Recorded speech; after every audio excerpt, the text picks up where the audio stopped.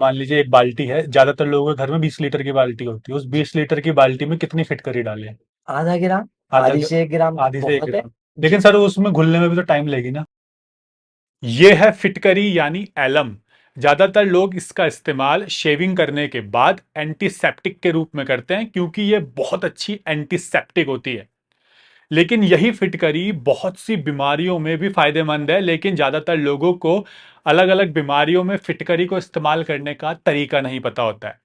इसलिए आज हम आयुर्वेदिक डॉक्टर दीपक कुमार जी से जानेंगे फिटकरी को अलग अलग बीमारियों में इस्तेमाल करने के 9 तरीके।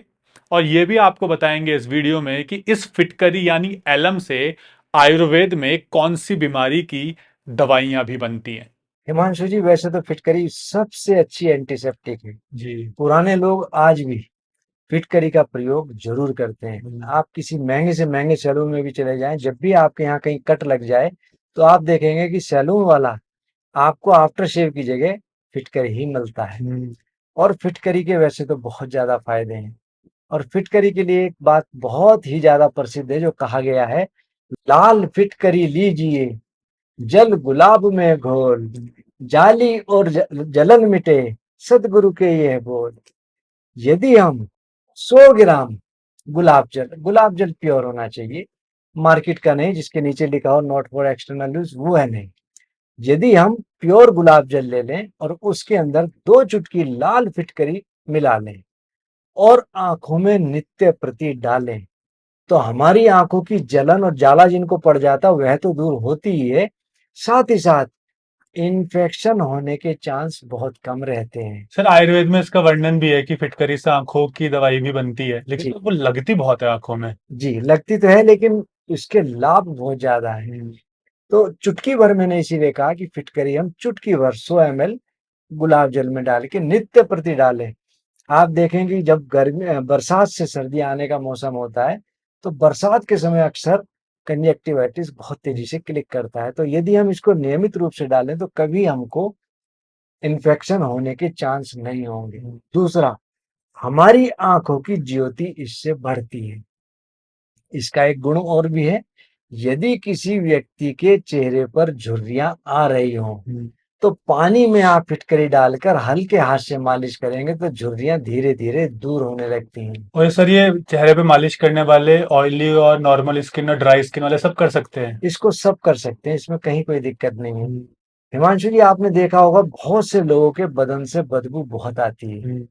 उसके कई कारण है, बॉडी से टॉक्सिन्स दूर ना हो पाए, सफाई की कमी हो या कपड़े उनके साफ ना हो, ठीक ना हो, पसीने में बहुत ज्यादा बदबू आती है। तो ऐसे समय में यदि हम बहुत थोड़ी सी फिटकरी पानी में डालकर नियमित रूप से नहाते रहें, तो आप देखेंगे कि इसके नहाने से शरीर की दुर्गंध धीरे धीरे दूर होने लगती है। तो सर अगर इसमें एक आइडिया लेना चाहूँ, मान लीजिए एक बाल्टी है, ज्यादातर लोगों के घर में 20 लीटर की बाल्टी होती है। उस 20 लीटर की बाल्टी में कितनी फिटकरी डालें? आधा ग्राम। आधा आधी से 1 ग्राम आधी से एक बहुत है। ग्राम लेकिन जी। सर उसमें घुलने में भी तो टाइम लेगी ना। उसको हम पीस कर डाल सकते तो हैं। पीस कर डाल दो लगभग आधे घंटे पहले। हाँ, आधे घंटे पहले या थोड़ी देर पहले भी डालेंगे, अगर पानी गुनगुना है हाँ। बहुत जल्दी घुल जाएगी। तो इससे हमारे शरीर की बदबू, स्मेल दूर हो जाती है। और वैसे कोई नुकसान तो नहीं होगा ना जब सर पे भी डालेंगे तो? कहीं कोई निर्दोष है, कोई नुकसान नहीं है। तीसरा, जिन लोगों को टॉन्सिल्स बहुत ज्यादा रहते हों, हम्म।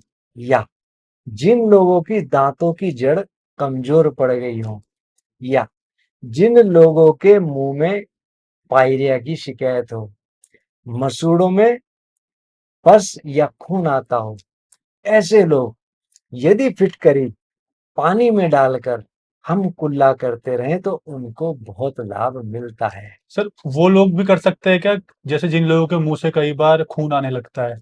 जी, जिनके मुंह से खून आता है, मसूड़े कमजोर हो गए हों, जाड़ चीसते हों, ऐसे लोगों के लिए फिटकरी के कुल्ले बहुत फायदेमंद हैं। आपने मुंह से खून आने की बात कही, इसका एक प्रयोग और बताता हूँ। कभी कभी अस्थमेटिक प्रॉब्लम के कारण या ब्रोंकल अस्थमा के कारण या ब्रोंकाइटिस के कारण हमारे फेफड़ों से भी खून आने लगता है, खांसी आती है तो खून बहुत तेजी से निकलने लगता है। ऐसे लोग फिटकरी को तवे पे भून लें।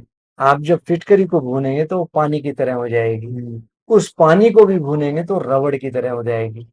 उसको उतार कर ठंडा करके हम पीस लें तो इसको कहते हैं फिटकरी की भस्म या स्फटिक भस्म। स्फटिक मतलब फिटकरी को इतना पकाना है, भूनना है, इतना भूनना है कि वो पानी बने, और पानी बनने के बाद फिर भूने तो रबड़ बन जाए, रबर और फिर उसको सुखा के उसको पीसना है। पीसना है। रबर तो रबर तो सूख ही जाती है, हाँ। पानी उसका उड़ जाता है और उसके बाद वो रबड़ की तरह बिल्कुल हार्ड हो जाती हाँ है, उसको बढ़िया। कूटना है हमको ठंडा करके और इसका चूर्ण हम रख लें।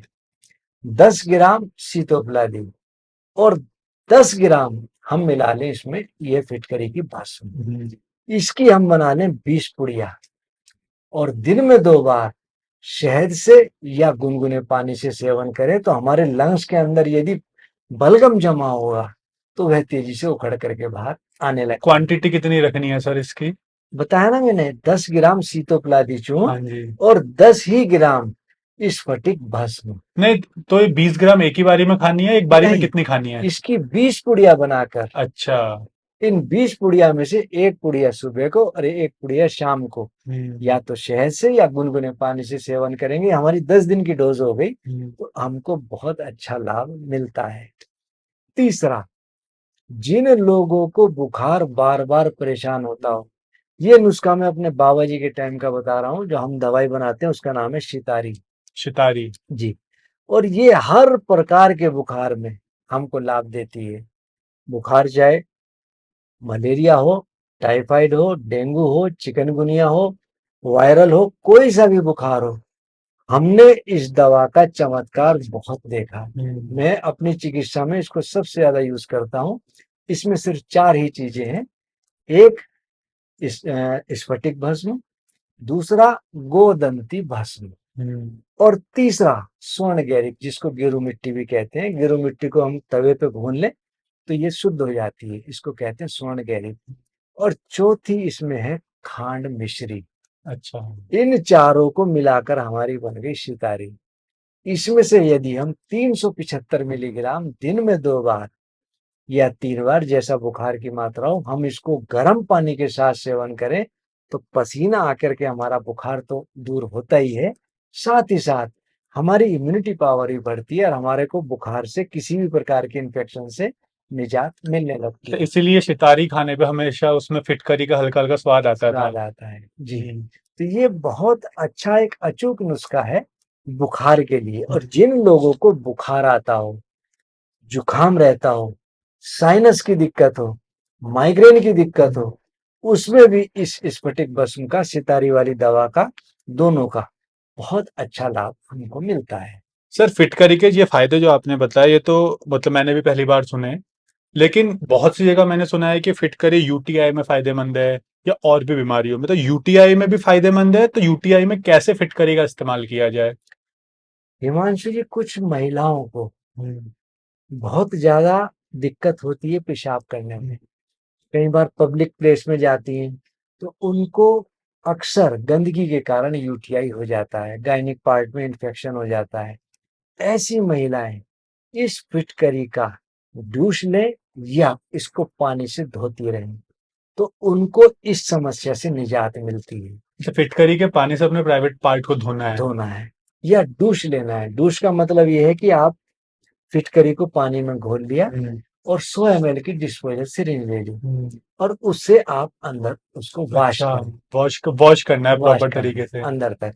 तो इससे हमको गायनिक पार्ट में कोई इन्फेक्शन होगा तो उससे तो निजात मिलती है, साथ ही साथ हम 2-3 चुटकी पानी में घोल करके फिटकरी की भस्म लेते रहें और साथ में कल मिशोरा हो तो हमारा पेशाब खुल के आता है।